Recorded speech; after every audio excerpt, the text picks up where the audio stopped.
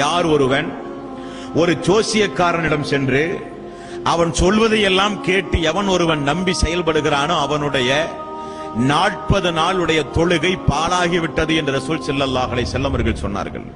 நபிகள் நாயகம் ஸல்லல்லாஹு அலைஹி வஸல்லம் அவர்கள் 5 வக்து தொழுகையை நமக்கு கடமையாக்கினார்கள். இந்த தொழுகையெல்லாம் பாழாகி போய்விடும் என்று ரசூல் ஸல்லல்லாஹு அலைஹி வஸல்லம் அவர்கள் எச்சரிக்கை விடுத்தார்கள்.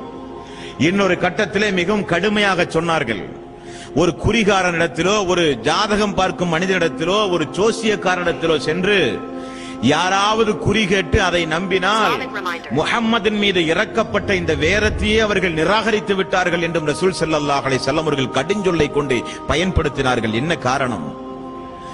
நாளை நடப்பதை அறிகிறவன் அல்லாஹ் ஒருவனை தவிர யாருமே கிடையாது.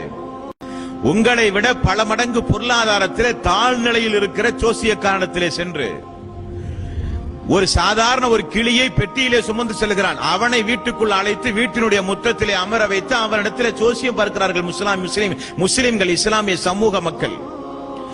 ஒரு குருவி சொல்வதின் மீது நம்பிக்கை, சாதாரண ஒரு அற்ப மனிதன் சொல்வதின் மீது நம்பிக்கை, ஒரு கோடங்கி சொல்வதின் மேலும் நம்பிக்கை, கைகளை பார்த்து ஓடுகிற ரேகையை பார்த்து சொல்வதின் மீது நம்பிக்கை, அவனுக்கு மறைவான ஞானம் தெரியும் என்கிற ஒரு அபரிவிதமான ஒரு நம்பிக்கை.